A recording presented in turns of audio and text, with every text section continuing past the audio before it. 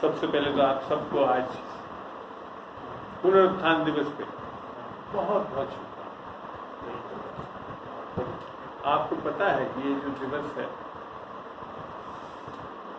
इसने मानव जाति के लिए पूरा बदलाव लाया।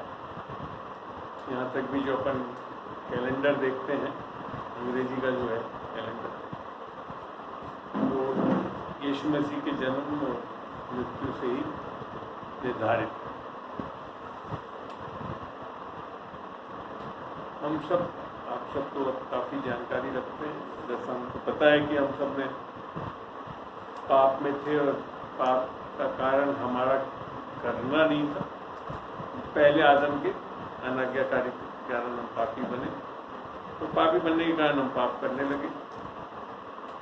तो खाली पाप करने नहीं लग गए, हम सब के सब मनुष्य जाति पूर्ण जो परमेश्वर कभी नहीं चाहता था उसका भोग करने वाला था, अर्थात मृत्यु। परमेश्वर की कभी इच्छा नहीं है लोग मरे। परमेश्वर ने आदम और हव्वा को भी इसके लिए नहीं बनाया था कि वो मर जाए, वो हमेशा के लिए जीवित रह सकते। और यही था कि हमारे दिल को देखने के लिए, इच्छा शक्ति के लिए जरूरी था। क्योंकि आपको ध्यान है जब उत्पत्ति में परमेश्वर ने सब कुछ बनाया का अच्छा, वास्तव में संसार में कोई भी चीज बुरी नहीं। जो भी सृष्टि परमेश्वर ने करी वो बोला अच्छा है। अब अच्छा में तो साथ में हमारी इच्छा शक्ति थी जो कि परमेश्वर में भी है। अब वो इच्छा शक्ति को अगर सभी चीज अच्छा तो चुनने की क्या दिक्कत है? कुछ भी चुन सकते थे। सभी चीज अच्छी और इच्छा शक्ति तो सब अच्छा ही चुनते। तब भी परमेश्वर ने एक चीज बोली थी, ज्ञान के वृक्ष के फल को मत खाना। इसका ये मतलब नहीं कि ज्ञान के वृक्ष का फल को बुरा था। परमेश्वर ने जो भी सोचा अच्छा था, वो तो खाली जो हमारी इच्छा शक्ति थी उसको कि हम सही चीज का चुनाव करें, तो उस पर एक रिस्ट्रिक्शन डाल दिए थे कि उसको खाओगे तो ये होगा, परमेश्वर मर जाएंगे। हुआ यही कि बाकी सारी अच्छी चीज को छोड़ के जाकर चुना भी क्या चुना, तो उसी खाने को चुना। तो निसंदेह उसके कारण मृत्यु है। और सब मृत्यु सब लोगों को फैल गई। आत्मिक मृत्यु थी, आत्मिक मृत्यु सब लोगों की जो भी संसार में था उसमें फैल गई। और उस आत्मिक मृत्यु का जो हल था वो इसी के द्वारा था, अर्थात यीशु मसीह के आने, उसके मरने और जीवन। संसार में लोग बाग अभी भी बहुत सोचते हैं कि नहीं नहीं हम मरना तो सबको ही है। क्या मत वो एक्चुअली परमेश्वर की ओर से मृत्यु है नहीं, क्योंकि मृत्यु के बारे में तो कुरान में लिखा है मृत्यु तो एक तरह से एनिमी, दुश्मन है परमेश्वर की। वो चीज़ तो फिर परमेश्वर की हो नहीं सकती। और तब भी मनुष्य जाति में मृत्यु आ चुकी थी। मृत्यु को बचाने के लिए उसका हल निकालना था मृत्यु से, और वो यीशु मसीह ने कहा। चलो अब अपन थोड़ा सा वचनों के आधार पर पढ़ के देखते हैं। क्योंकि पाप आने के कारण मृत्यु आ गई थी। मृत्यु का हल कर्मों के द्वारा हो नहीं सकता था, जो कि अक्सर सारे धर्म मानते हैं। यहाँ तक कि ईसाई धर्म भी इसी पे आधारित बन गया है काफ़ी कुछ, कि हम अपने पापों को छोड़कर पाप करना बंद करके और अच्छे काम करेंगे तो हमारे को परमेश्वर से मेल मिला। मन ये असंभव है। पढ़ते हैं 101 का 7।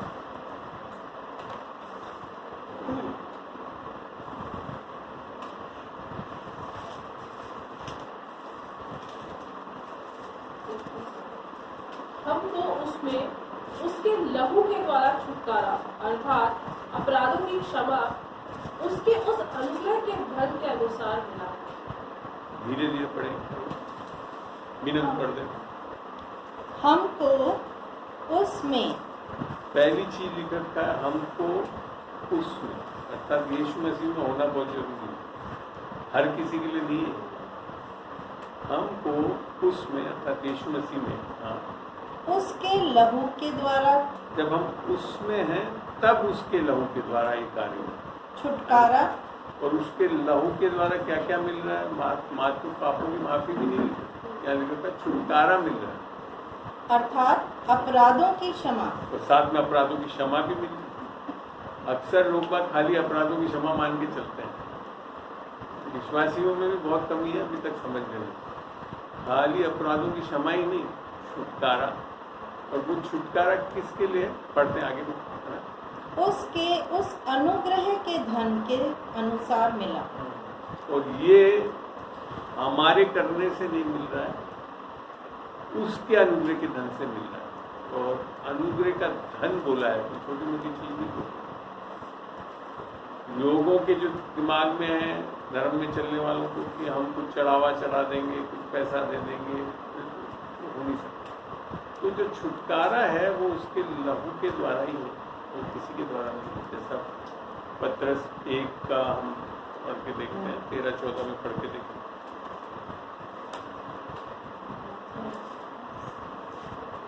पहला पत्रस 2 का 12-13 से पढ़ते हैं। तुम जान वर्ष बता रहे हैं भैया, जो से पढ़ लेंगे। सोने और चांदी छुटकारा यही ना? हाँ बिल्कुल। 18 है, पद 18। 1 का 18, पहला पत्रस 1 का 18 है ना, पढ़ो भी ना जरा से। क्योंकि तुम जानते हो कि तुम्हारा निकम्मा चाल चलन। अब यहाँ पे बहुत बड़ी चीज बताइए जो लोग मानते हैं। हम सोचते हैं कि हम लोग बहुत अच्छे हैं, अपने परिवारों की दुआइयाँ भी देते हैं कि मेरे बाप ऐसे था, मेरे माँ ऐसे। और यहाँ बाइबल कुछ और बताती है, क्या कि हमारा निकम्मा चाल चलन जो बाप दादाओं से चला आता है, आपके कारण नहीं चला रहा है। कहाँ से चला रहा है? किसने करवाया? आदम ने। निकम्मा बना दिया इसको। और उससे तुम्हारा छुटकारा चांदी सोने अर्थात नाशवान वस्तुओं के द्वारा नहीं हुआ, आगे। पर निर्दोष और निष्कलंक मेमने अर्थात मसीह के बहुमूल्य लहू के द्वारा हुआ। तो सोना चांदी इन चीज़ों से जो चीज़ बहुमूल्य था, जो कि परमेश्वर के नजरों में बहुमूल्य है, सोना चांदी नहीं, वो तो सब चीज़ देने के लिए तैयार था। जब अपन बाइबल में पढ़ते हैं ना कि वो आया, उसने क्या है, सारे सोना चांदी मोती सब खरीद लिया खेत के लिए। बेसिकली परमेश्वर ने बहुमूल्य क्या चीज़ समझा? यीशु मसीह का नाम। और आप जानते हो अपनी बहुमूल्य चीज़ें थोड़ा सा भी बहुत महंगी मिलती है। केसर जानते हो क्या दाम से मिलता है? सोने का दाम चल रहा है आजकल कितना, 51,700 है ना। तो यीशु मसीह का बहुमूल्य लहू, एक कतरा उस यीशु मसीह का लहू आपको अगर सही में जाने तो इस सारे संसार के जगत के सारे पापों को माफ कर सकते। अभी कल ही मैं एक वीडियो देख रहा था, गुलाब जल बनाते हैं, देखा क्या? उस गुलाब जल के लिए 45 किलो गुलाब को डाला जाता है, उसको फिर गरम करा जाता है, उसका फिर वो निकलता है अर्क टाइप की चीज़। उस अर्क में से भी फिर नीचे का पानी उसमें डिस्टिल कर लेते हैं, ऊपर वो थोड़ा सा एक लेयर होता है, और वो 1 किलो 20 लाख रुपए का मिलता है प्योर गुलाब में। तो आप सोचो यीशु मसीह ने जो करा, तो उस पर रखा, तो 2 दिन पहले गुड फ्राइडे मनाया, जिस दिन उसका क्रूसिफिक्शन है, और उसके बाद अब वो लहू कितना कीमती है, जिसके कारण ही छुटकारा है, मगर लोग इस पर विश्वास नहीं करते। ये सबसे बड़ी चीज़ है। अब यही नहीं, बाइबल में हम पढ़ते हैं मरकुस 9:23 में यीशु मसीह ने उससे बोला कि अगर तू विश्वास करे तो सब कुछ बोला ना। बाप, वो बेटा जो कि पीड़ित था दुष्ट आत्मा से, उसके बाप ने उसके चेले निकाल नहीं पाए, तो दुष्ट आत्मा का जब उसके पास आया तो वहाँ खाली इतना ही बोला, अगर तू विश्वास करे तो सब कुछ संभव है। यहाँ जो मैं विश्वास की बात कर रहा हूँ, वहाँ पे ऐसा कौन था जो विश्वास करता था? क्योंकि दुष्ट आत्मा खाली यीशु मसीह ने निकाली, चेलों ने भी नहीं निकाली। तो विश्वास जो बात है वो यीशु मसीह का विश्वास है, और जो यीशु मसीह करता है उसके आधार पर हमारे को छुटकारा मिले। आज भी जन लोग बात सोचते हैं कि हम बहुत अच्छी प्रार्थना कर लेते हैं, चर्च में आ जाते हैं, बाइबल पढ़ते हैं, ये सब आता है। विश्वास में शुरुआत यही होती है। जैसे विश्वास में आते हैं हम लोग यही सोचने लगते हैं कि हम ये सब करते हैं तो अब तो सब कुछ मिल जाना चाहिए। वहाँ पे एक बड़ा धोखा। इसका ये मतलब नहीं कि प्रार्थना करना गलत है, बाइबल पढ़ना गलत है, चर्च आना गलत है, ये कहीं नहीं, कभी नहीं मैं बोलूँगा। जाना चाहिए, सब कुछ करना चाहिए, मगर हमारा विश्वास केवल और केवल यीशु मसीह ने जो किया उस पर अगर आधारित नहीं है, प्लस हमारी ये चीज़ों को जब जोड़ते हैं, तब हमारे जीवन में यीशु मसीह का जो भी कार्य किया उसने वो कार्यान्वित होना रुक जाता, अनुग्रह रुक जाता।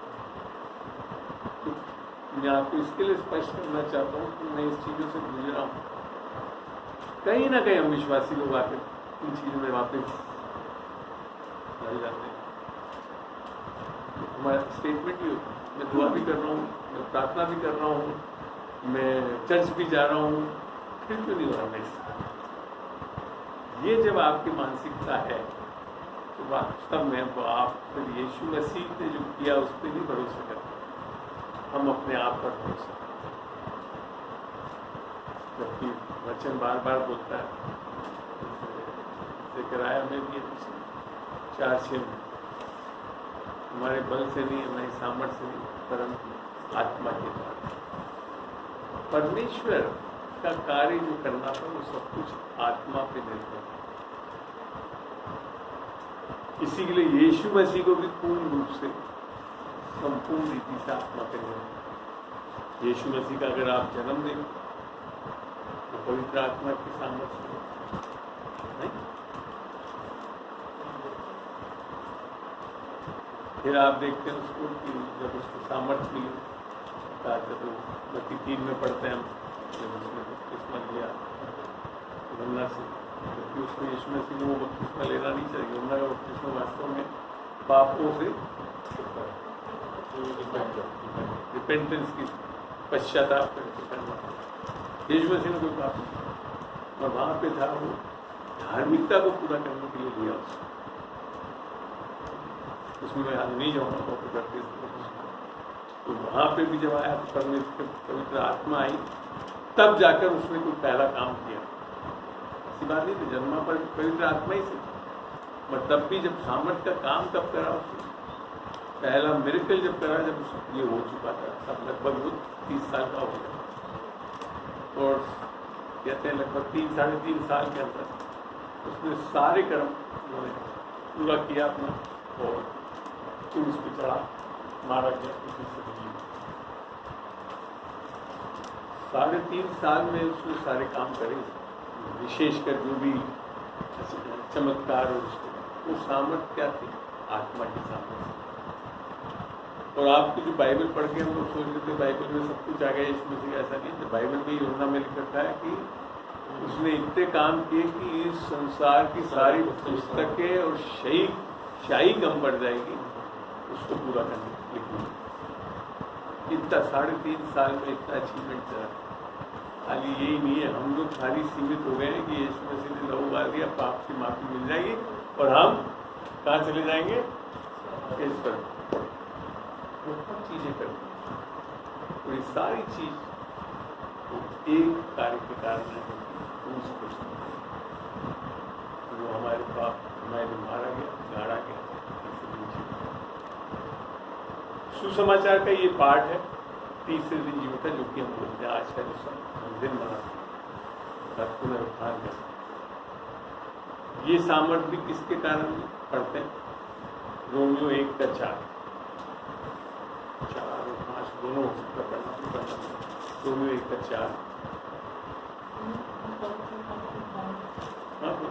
और पवित्रता की आत्मा के भाव से मरे हुओं में से, पवित्रता की आत्मा के भाव से मरे हुओं में से जी उठने के कारण सामर्थ्य के साथ परमेश्वर अब का बहुत वचन को हमेशा जब पढ़ो तो उसको पूरा चूसा करो, लिखकर धीरे से पढ़ना वापस।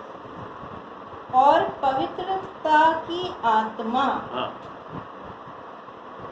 के भाव से हाँ मरे हुओं में से जी उठने के कारण हाँ जी, सामर्थ्य के साथ जी उठ के खाली ये नहीं कि वापिस यीशु मसीह वैसे बन गया, फिर लिखा था सामर्थ्य के साथ परमेश्वर का पुत्र ठहरा है। यीशु मसीह हमेशा पुत्र था आत्मा में, पर कब पुत्र नहीं था पता है आपको? क्रूस पे 7 वचन के बारे में प्रीच की जाती है, जब लिखा था अलीसा बतनी ये परमेश्वर तूने मुझे क्यों छोड़ा। यीशु मसीह के बारे में जब आप पढ़ोगे बाइबल में तो हमेशा वो पिता के रूप में अपने परमेश्वर को संबोधित करता है, और वहाँ है वो कहता है परमेश्वर मुझे क्यों छोड़ा। वो समय है जब जो परमेश्वर पिता और यीशु मसीह का संबंध विच्छेद, उसके बारे में थोड़ा सा पढ़ के देखते हैं। खोलिए यशायाह 53 का पढ़ना पड़ेगा।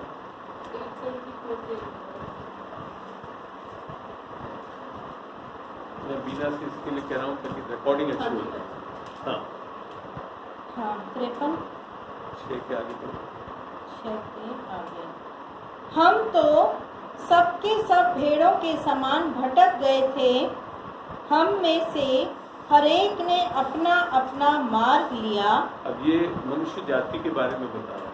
हम सबके साथ भेड़ों के नहीं भटक चुके और हम सब ने अपना अपना मार्ग लिया। अर्थात आप देखोगे सब अपने अपने धर्मों में उसमें कुछ अपनी समझ लेकर चलने लगे। और यहोवा ने सबों के अधर्म का बोझ उसी पर लाद दिया। अधर्म क्या था? धर्म में चलना ही क्या धर्म था? जो धर्मों में चलने लगे लोग बात, वही अधर्म था परमेश्वर के सामने। और लिख रखा हमारे सारे अधर्म को किसके ऊपर बोझ किसके ऊपर लाद दिया? सबके, पूरे संसार का। आप समझ, मैं रिलीजन के बारे में जब सोचता हूँ कितनी बड़ी पीड़ा में डालता है रिलीजन, समझ में नहीं आता। और कैसे अंधविश्वास की तरह से हम लोग धर्मों में चल रहे हैं। इवन क्रिश्चियनिटी भी ऐसी चल रही है। क्रिश्चियनिटी को भी एक रिलीजन बनाकर असली चीज समझ नहीं रहे कि परमेश्वर यीशु मसीह को इसके लिए नहीं भेजा कि एक और धर्म भी है। यहूदी धर्म बहुत था, इससे ज्यादा लाने की जरूरत नहीं थी, पर इसी लोग तो महान थे उसमें, सब कुछ थे। प्रॉब्लम क्या था? अधर्म में चलने लगे। आगे पढ़ना नहीं। वह सताया गया अब बहुत ध्यान से पढ़ रहे हैं, धीरे धीरे पढ़ रहे हैं। वह सताया गया तो भी वह सहता रहा और अपना मुंह न खोला, जिस प्रकार भेड़ वध होने के समय। मुंह खोला भी तो क्या बोला? ये जानते नहीं कि ये क्या करता है। बोला यीशु मसीह ने जब सताया गया बोला, पर खोला किसके लिए? ये जानते नहीं ये क्या करता। आगे हाँ। और भेड़ी ऊन कतरने के समय चुपचाप शांत रहती है, वैसे ही उसने भी अपना मुंह न खोला। आपने अगर यीशु मसीह का पैशन ऑफ क्राइस्ट देखा हो, यीशु मसीह बिल्कुल एक तरह से नंगा कर दिया, सारी चीज काटी गई। आगे अत्याचार करके और दोष लगाकर वे उसे ले गए। उस समय के लोगों में से कितने इस पर ध्यान दिया कि वे जीवितों के बीच में से उठा लिया गया। मेरे ही लोगों के अपराधों के कारण उस पर मार पड़ी और उसकी कब्र भी दुष्टों के संग ठहराई गई, और मृत्यु के समय वह धनवान का संगी हुआ, यद्यपि उसने किसी प्रकार का उपद्रव नहीं किया था और उसके मुंह से कभी छल की बात नहीं निकली। इतना सब कुछ जरूरत नहीं। यीशु मसीह कौन था? परमेश्वर। वो स्वर्ग में विराजमान था, वहाँ से वो नीचे उतरा, और जब फिलिपियों में पढ़ते हैं वो ऐसा बन गया, यहाँ तक कि आज्ञाकारी बन गया कि मृत्यु भी उसने किसके लिए आपको, मगर इस चीज को संसार के लोग मान का है। यीशु से बहुत ही खूबसूरत था मैं मानता हूँ, मगर उसने ऐसी चीजें, मैं उसको हालत ऐसी कर दी गई जो कि 52 में पढ़े, यशायाह 52 में, यशायाह 52 उसका रूप 14 फिर क्योंकि उसका रूप यहाँ तक बिगड़ा हुआ था कि मनुष्य का सा न जान पड़ता था, और उसकी सुंदरता भी आदमियों की सी न रह गई थी। क्या लिखा है? यीशु में से सुंदर, मगर उसकी सुंदरता नहीं, लोथ के समान बना दिया था उसको। आप तो पैशन ऑफ क्राइस्ट सारे जो पिक्चर देखते हैं, फोटोएं देखते हैं, उसमें कुछ भी नहीं है। बाइबल में वचन जब पढ़ते, जब समझ में आता है, वो इंसान जैसा दिख भी नहीं लगता, ऐसी हालत है। ये चीज हुआ, उसके बाद उसको कहाँ जाना पड़ा?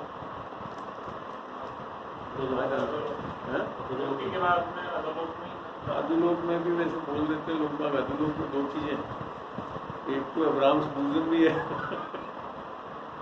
वो बेसिकली एक तरह से नरक के अंदर है, जहाँ हम सब, एक भी मनुष्य नहीं बचा था आदम के पाप के कारण, तो नहीं जाता, सबको जाना था, उसको उसमें से, तो उस मृत्यु को, वो है मृत्यु।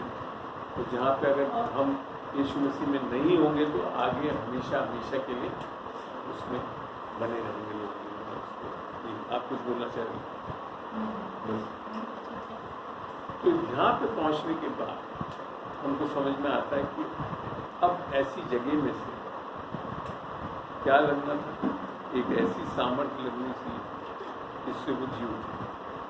तो इसके लिए पवित्र आत्मा, बाइबल की सारी सामर्थ्य का काम पवित्र आत्मा के द्वारा ही। उत्पत्ति में शुरुआत में भी यही हुआ, अंधकार था, बेडोल थी, पवित्र आत्मा मंडराई और वो सब कुछ सही हो गया। परमेश्वर ने बोला ज्योति हो जाए। तो बाइबल में जो पवित्र आत्मा के बारे में, यहाँ तक मैं बताऊँ, मैं भी जब ईसाई धर्म में चला तो मेरे को पता ही नहीं था पवित्र आत्मा करके कोई चीज़ भी होती है, पता ही नहीं, जबकि पवित्र आत्मा ही सबसे बड़ी सामर्थ्य और वो स्वयं परमेश्वर है। वो पिता भी, पिता क्यों है? अगर यीशु मसीह के बारे में देखें, जन्म किससे हुआ? जब पवित्र आत्मा मरियम के ऊपर आया तो उसके कारण वो उत्पन्न हुआ। पवित्र आत्मा ही जो है सबसे सर्वोपरि सामर्थ्य, जो कि आदम की वाटिका में अनाज्ञाकारिता के कारण हुई, और उसको रेस्टोर करने के लिए आपके कोई भी धर्म के कार्य, कितना भी अच्छा काम, कितनी भी पवित्र चीज आप मान लो इस संसार में, उसके द्वारा वो रेस्टोर नहीं हो सकता। तो इसके लिए क्योंकि पाप, आत्मा में जो पाप है वो यही तो है कि बिना पवित्र आत्मा के होना ही पापी स्वभाव, बिना परमेश्वर के होना ही पापी स्वभाव। परमेश्वर ने हमें सजाए इसके लिए था कि वो खुद हमारे अंदर विराजमान रहना चाहता था, और हम उस आत्मा के चलाए चलने वाले। तब क्योंकि परमेश्वर स्वयं प्रेम, बाइबल बताती है पहला यूहन्ना 4 में, तो हमारे अंदर से, इंसान के अंदर से क्या छलकना चाहिए? परमेश्वर का प्रेम, मगर है नहीं लोगों के अंदर। परमेश्वर का प्रेम भी, प्रेम है लोगों के अंदर, वो आपका मनुष्य का प्रेम है, वो परमेश्वर का प्रेम है। परमेश्वर का प्रेम बिल्कुल अलग है, वो बिना कारण आप प्रेम करते हो, ऐसे ही आपको बनाना चाहता है कि आप भी बिना कारण सबको प्रेम करने वाले। तो ये जब ऐसे हो जाएंगे तो मनुष्य को देख के हर मनुष्य जान जाएगी कि परमेश्वर को,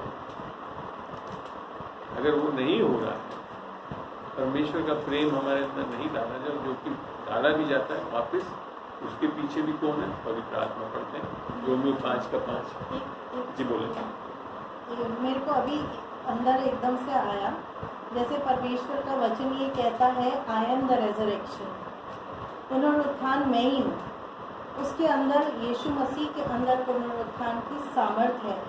और जब हम शुरू से देखते हैं जेनेसिस से लेके एंड तक, तो हमें कई जगह परमेश्वर की पुनरुत्थान जो सामर्थ्य है वो दिखाई देती है ना।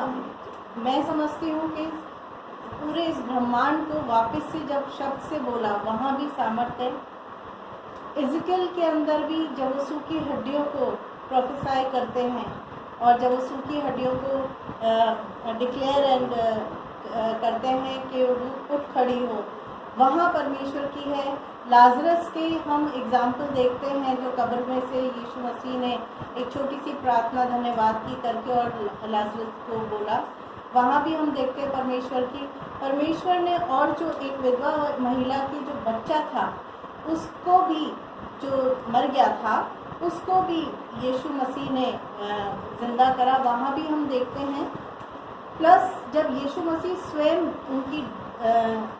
उन्होंने अपने प्राणों को त्यागा और कब्र में गए और वापस से रेजरेक्ट हुए, तो यीशु मसीह स्वयं का, और यहाँ पे वचन कहता है कि मुर्दे भी हुए और दिखाई दिए बहुतों को। ये जो अभी अपन ने पढ़ा था ना जॉन का, उसके 2 लास्ट लाइन में ये भी लिखा है कि कई लोग मुर्दे, कब्रें फट गई और लोगों ने देखा।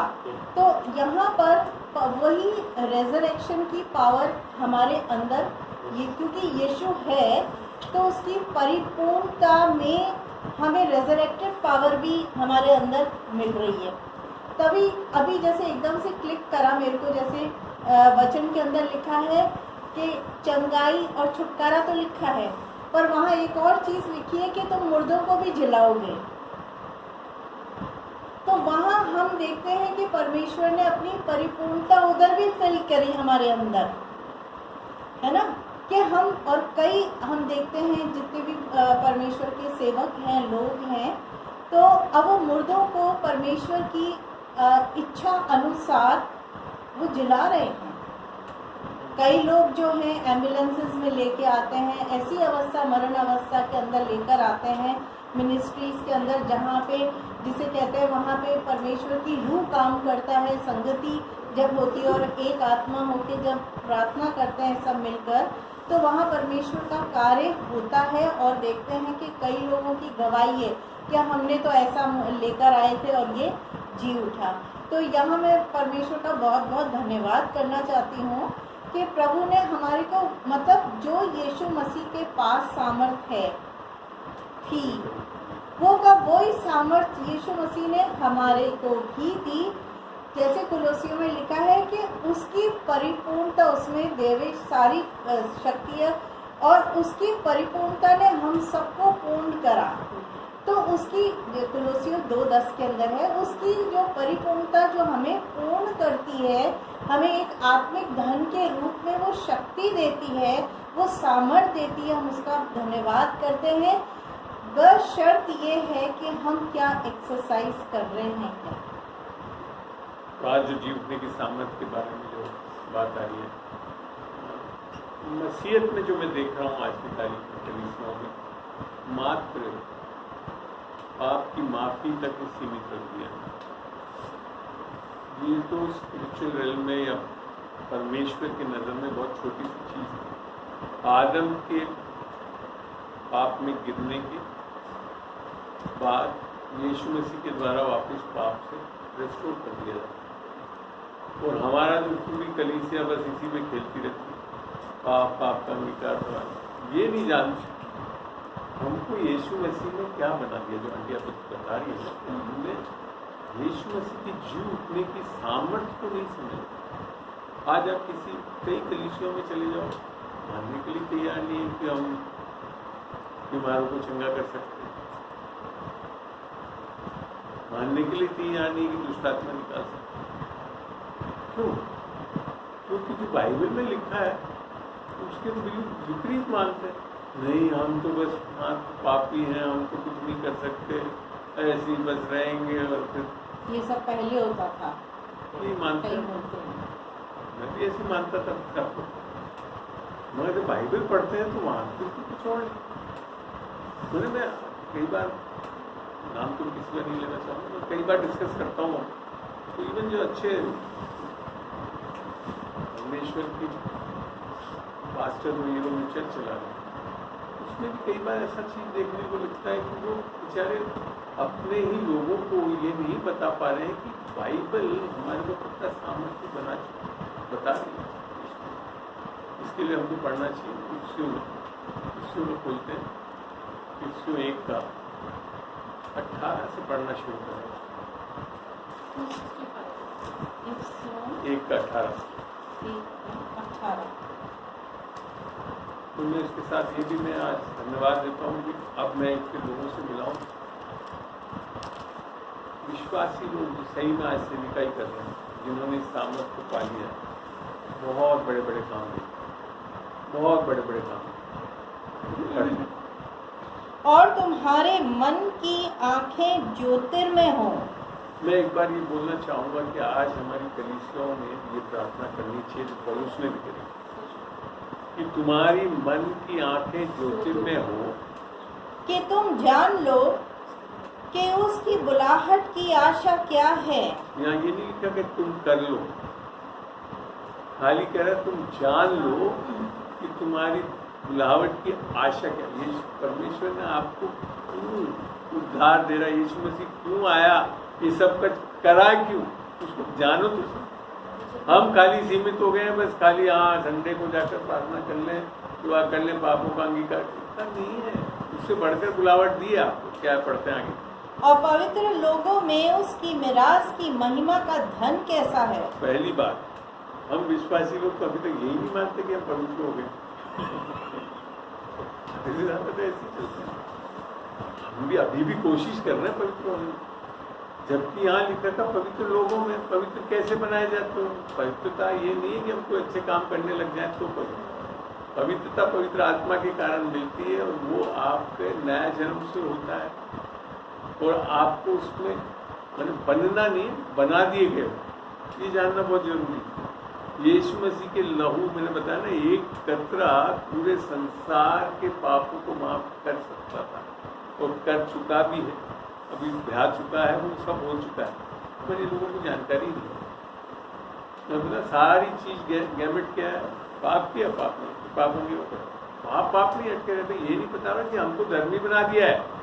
यीशु मसीह हमारी धार्मिकता है आज, और वो धार्मिकता कभी खो नहीं सकते आप, क्योंकि आप पापी भी आपके कर्मों के कारण नहीं बने। पहले आदम ने जो कुछ करा उसके कारण पापी बने। वही 5:19 रोमी 5:19 में कहा कि आप धर्मी भी आपके कामों के कारण नहीं बने। यीशु मसीह ने आज्ञाकारिता करी, उसके कारण धर्मी बने। तो आपके कर्मों पे आपके ना तो पापी बनना निर्धारित है और ना धर्मी बनना निर्धारित है।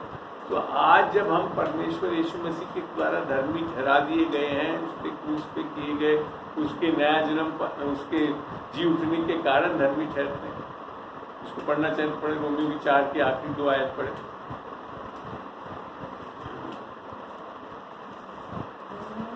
रोमी 4 की आखिरी 2 आयत।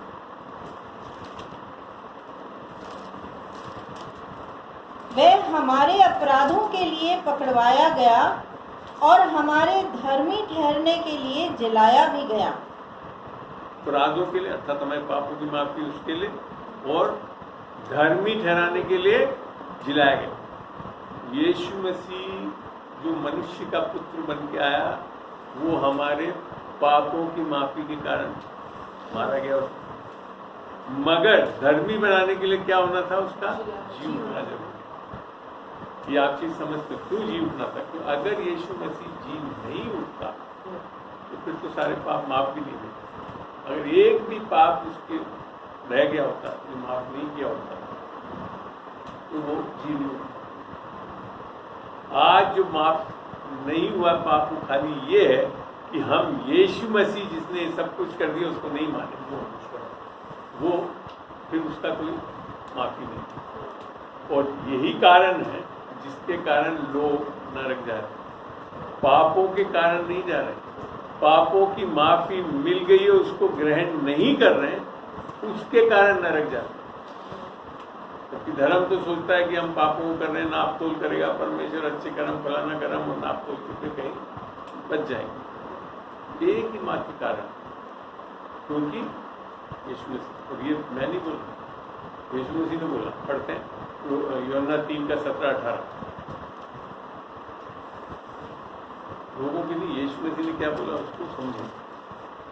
बल्कि 3:16 सबको पता है, परमेश्वर ने जगत से ऐसा प्रेम किया कि उसने अपना इकलौता बेटा दे दिया कि जो कोई उस पर विश्वास करे वो नाश ना हो। 17 से पढ़िए बिना। परमेश्वर ने अपने पुत्र को जगत में इसलिए नहीं भेजा कि जगत पर दंड की आज्ञा दे। ये इतना साफ लग सकता है कि दंड की आज्ञा देने के लिए नहीं भेजा, मगर अभी भी हम लगे रहते हैं यीशु मसीह तो हमको दंड आया ही नहीं उसके लिए। परंतु दंड देना था तो यीशु मसीह को भेजने की जरूरत ही नहीं थी। यहाँ तक कि पौलुस ने भी जब 2:21 में बोला ना, मैं परमेश्वर के अनुग्रह को व्यर्थ नहीं ठहराता, क्योंकि अगर धार्मिकता व्यवस्था से होती तो मसीह का मरना। यही चीज यहाँ पे भी समझाना पड़ना। परमेश्वर ने अपने पुत्र को जगत में इसलिए नहीं भेजा कि जगत पर दंड की आज्ञा दे, परंतु इसलिए कि जगत उसके द्वारा उद्धार पाए। मगर तब भी हम मानते नहीं, हम तो अपने कर्मों के द्वारा, अपने धर्म काम के कारण उद्धार पा लेंगे।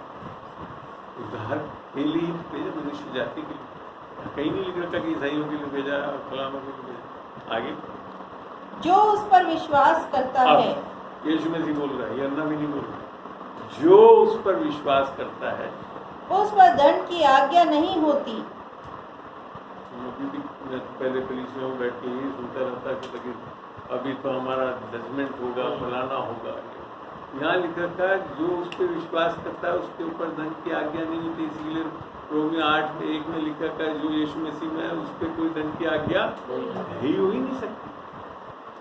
हम यही करा उस आगे, परंतु जो उस पर विश्वास नहीं करता, परंतु भी है ऐसे भी लोग हैं जो विश्वास अभी नहीं करते, वह दोषी ठहर चुका। Praise the Lord. मैंने हमारे लोग बात तो अभी बता रहे हैं कि अभी तो जजमेंट होगा और दोषी ठहराया जाएगा। यहाँ यीशु मसीह बोल रहा है कि वो तो दोषी ठहरा दिया गया। तो जिस दिन आदम ने आपको पाप में करवाया, पाप करा, उस दिन पूरा जगत जग जो आने वाला था आया भी नहीं था, वो दोषी ठहर दिया गया था। इसीलिए तो यीशु मसीह को आना कि उस दोष को हटा सके। आगे बढ़े। इसलिए कि उसने परमेश्वर के इकलौते पुत्र के नाम पर विश्वास नहीं इसलिए कि उसने सारे नियमों का पालन नहीं किया, इसलिए कि वो चर्च नहीं गया, इसलिए कि ऐसा कहीं नहीं लिखा। धनवास नहीं दिया, इसके कारण मेला नहीं लाया। वापस पढ़ना, इसलिए और परमेश्वर के इकलौते पुत्र के नाम पर विश्वास नहीं किया। तो क्या एक्स में लिख रखा है, 4:12 में क्या लिख रखा है, पढ़ते हैं।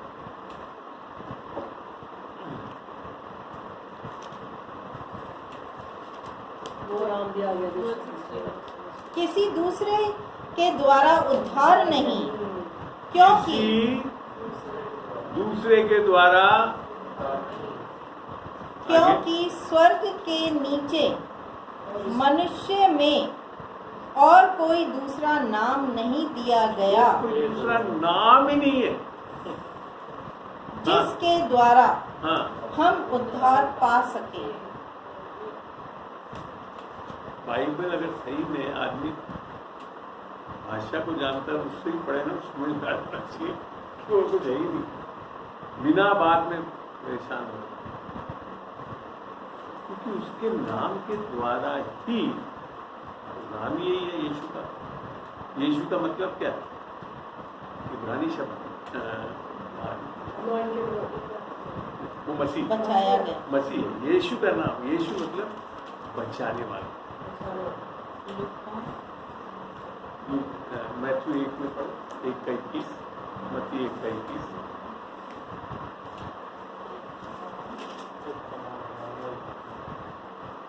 वह पुत्र जनेगी और तू उसका नाम यीशु रखना, क्योंकि वह अपने लोगों को उनके पापों से उद्धार करेगा। आगे मैंने भी जाना होगा। हाँ 23। देखो एक कुंवारी गर्भवती होगी और एक पुत्र जनेगी और उसका नाम इम्मानुएल रखा जाएगा, जिसका अर्थ है परमेश्वर हमारे साथ। परमेश्वर हमारे साथ कब हट गया, आदम के कारण। परमेश्वर अब हमारे साथ कैसे हो सकता है, इसको बोलते हैं बाइबल में मेल मिलाप। यीशु मसीह इसी के लिए तो आया है कि हमारा मेल मिलाप है। हमारे मेल मिलाप क्यों नहीं हो रहा था? परमेश्वर पवित्र था, मनुष्य पापी हो गया था, पाप के कारण परमेश्वर के साथ मेल मिलाप नहीं होता। तब भी पुराने नियम में ये परमेश्वर मनुष्यों पे मर्सी अर्थात दया करता है, और तब भी मेल मिलाप नहीं करता। इसको पढ़ते हैं 1 कुरिन्थियों 5 का 18 से पढ़ के देखते हैं, वहां समझ में आएगा मेल मिलाप कैसे। 5 का 18 से पढ़।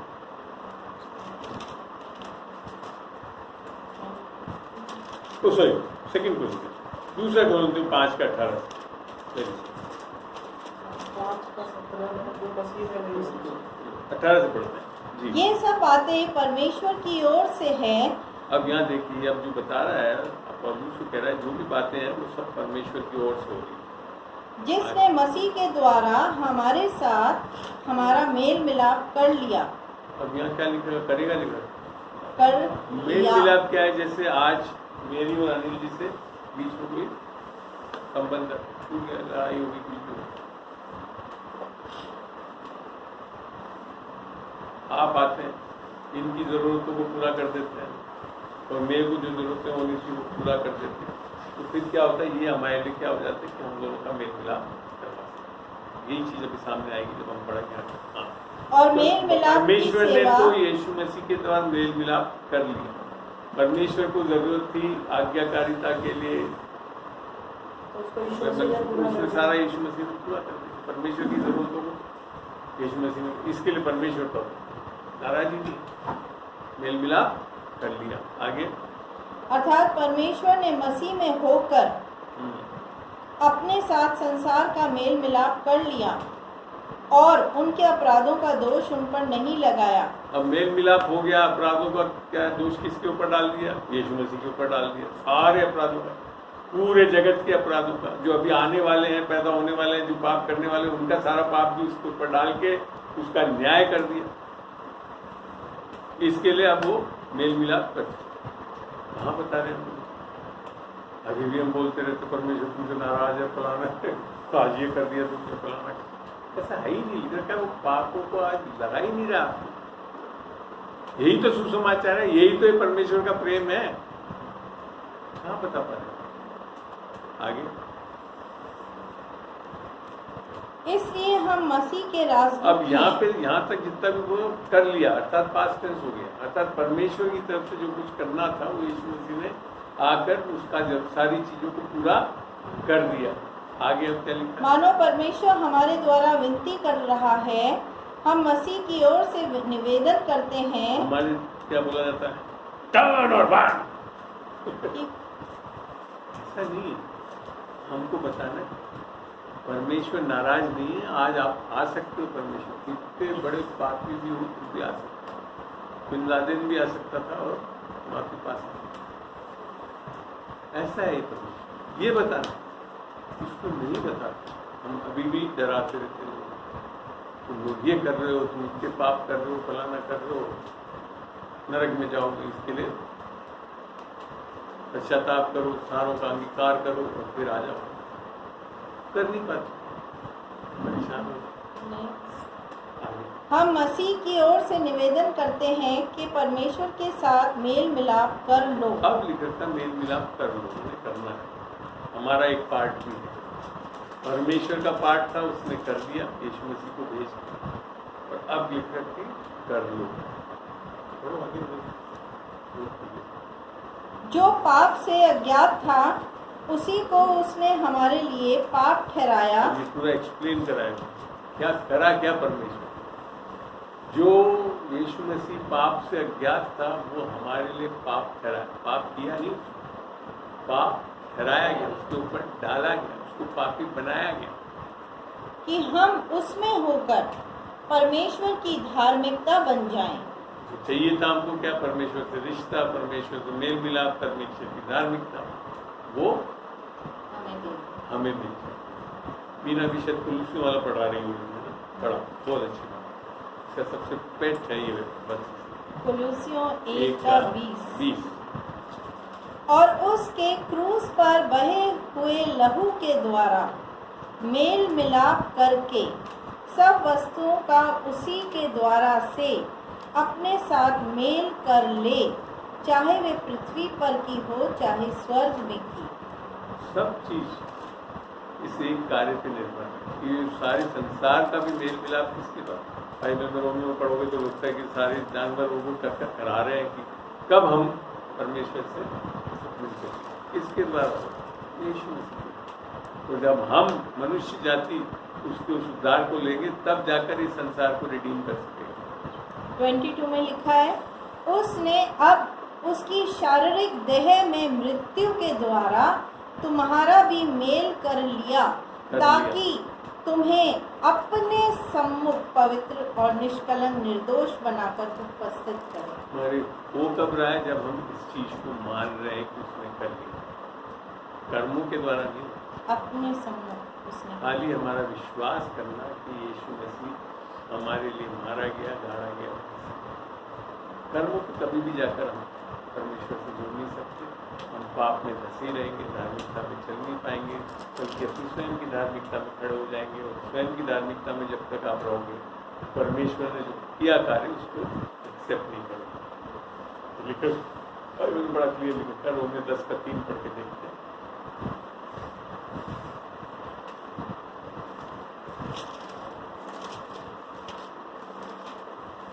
रोमियो 10:3।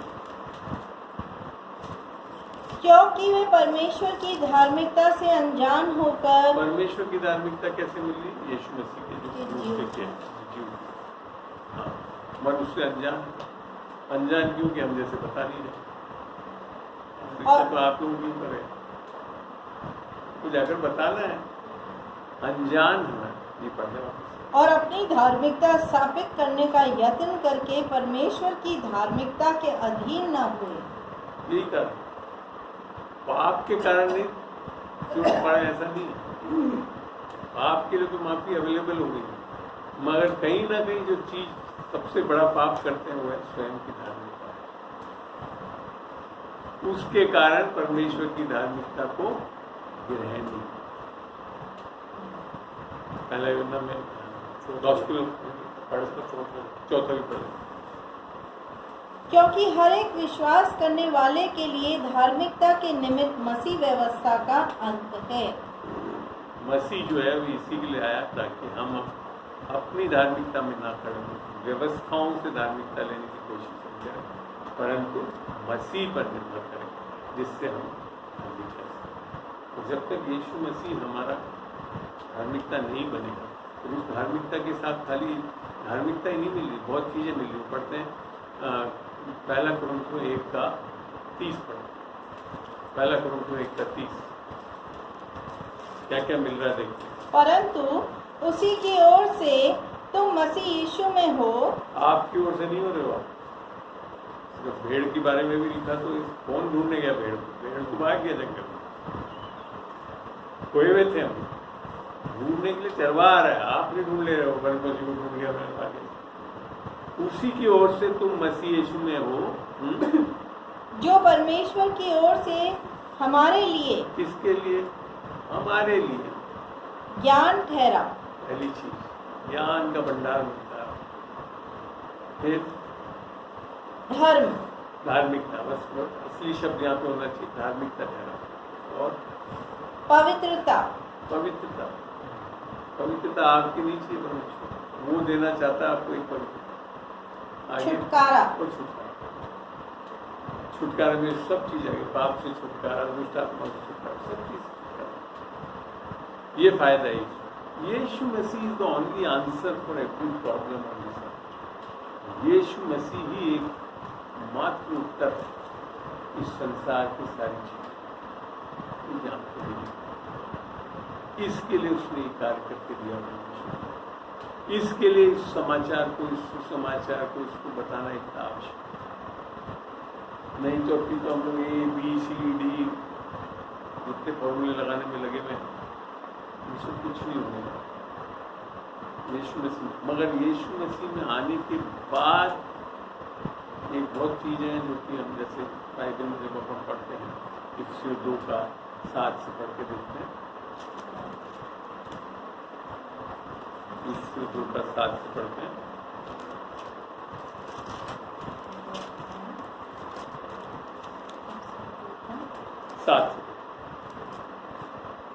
वह 10 तक पढ़ेंगे धीरे कि वह अपनी उस कृपा से जो मसीह यीशु में हम पर है आने वाले समयों में अपने अनुग्रह का असीम धन दिखाए क्योंकि विश्वास के द्वारा अनुग्रह ही से तुम्हारा मैंने इन दोनों के अलावा और कोई नहीं चीज चाहिए। विश्वास के द्वारा अनुग्रह ही शब्द हिंदी का बड़ा पावरफुल शब्द है। यीशु मसीह ने बोला मैं ही मार्ग, मैं ही सत्य, मैं ही जीवन। It is something like the word the article of English. जी तुम्हारा उद्धार हुआ है और वह तुम्हारी ओर से नहीं, ये तो और बड़ा चीज करें, ये दोनों भी तुम्हारी ओर से नहीं, वरन परमेश्वर का दान है। परमेश्वर का, अभी तो पहला थिस्सलुनीका 5:23 में लिखा है ना, शांति का परमेश्वर आप ही तुम्हारे को पूरी रीति से आत्मा प्राण शरीर में निर्दोष रखे यीशु मसीह के आने तक, और तुम्हारा बुलाने वाला सच्चा है वो ऐसा ही करेगा। 24 में आगे पढ़े। और न कर्मों के कारण ऐसा अब न वो हो क्वालिफाई कर दिया कि ना कर्मों के द्वारा कि ऐसा ना हो कि कोई घमंड करे, क्योंकि हम उसके बनाए हुए हैं। आप समझ लो, जब हम ये अंगीकार करने लगते हैं कई बार, नहीं मैं तो प्रार्थना भी कर रहा हूँ, मैं तो क्या उससे नहीं हो रहा है। इसका ये मतलब नहीं कि प्रार्थना करना गलत है या चर्च आना गलत है, ये नहीं बोल रहा। मगर अगर आपके हृदय में, आपकी मानसिकता में ये आ गया कि मैं ये कर रहा हूँ, इसके लिए मेरे को ये मिलना चाहिए, चंगाई मिलना चाहिए फलाना, फिर वो यीशु मसीह का सुसमाचार बेकार था। यीशु मसीह का कार्य तो फिर तो नहीं मिलेगा, नहीं, वो मिलेगा ही नहीं, वास्तव में मिलेगा ही नहीं हुआ। तो इसीलिए कई लोग आज बीमार पड़े हुए हैं, सब कुछ इसके कारण कहीं ना कहीं दिमाग में ये बैठा हुआ है। वहीं पड़े हुए हैं अंकल, मैं कई लोगों को देखता हूँ वहीं पड़े हैं या फिर उससे नीचे ही है वो, नहीं निकल सकते, क्योंकि जैसे ही आपने ये सोच लिया कि मेरे इस करने से, ऐसा फियर डरा हुआ है लोगों को। और उद्धार यहाँ पे जो शब्द है वो is all inclusive, healing, everything is there in the word salvation. Save जो वर्ड इंग्लिश का है, जोए करके जो वर्ड है, सोजो, वो वही। चलिए आगे बढ़ते। और न कर्मों के कारण ऐसा न हो कि कोई घमंड करे, क्योंकि हम उसके बनाए हुए अब हैं। बहुत बड़ी चीज है, इसको पढ़ते नहीं लोग विश्वास। उद्धार तो पा लिया सब कुछ, उद्धार हो गया, और अब बहुत बड़ी चीज है, हम धीरे से पढ़ना वापस। क्योंकि हम उसके बनाए हुए हैं। यीशु मसीह की क्रूस पे किए गए कार्य के कारण, जैसे हम 2 Corinthians 5:17 में जो यीशु मसीह में है वो एक नई सृष्टि है, पुरानी बातें जाती रही, सब कुछ नया बनाए गए, अब हमको कुछ बना दिया उद्धार से। आगे, और मसीह यीशु में, अब हम मसीह यीशु में हैं, उन भले कामों के लिए सृजे गए वो करने के लिए कोई तैयार नहीं। जिन्हें परमेश्वर ने पहले से हमारे करने के लिए तैयार किया। उद्धार भले कामों से नहीं होता, पर उद्धार के बाद भले काम होते निस्संदेह आप भले कामों को ही करेंगे। Praise the Lord, hallelujah. ये नहीं समझ ली कल से हम खाली हाँ, यीशु मसीह के उद्धार कैसे हो गया, अनुग्रह विश्वास से हो गया उद्धार।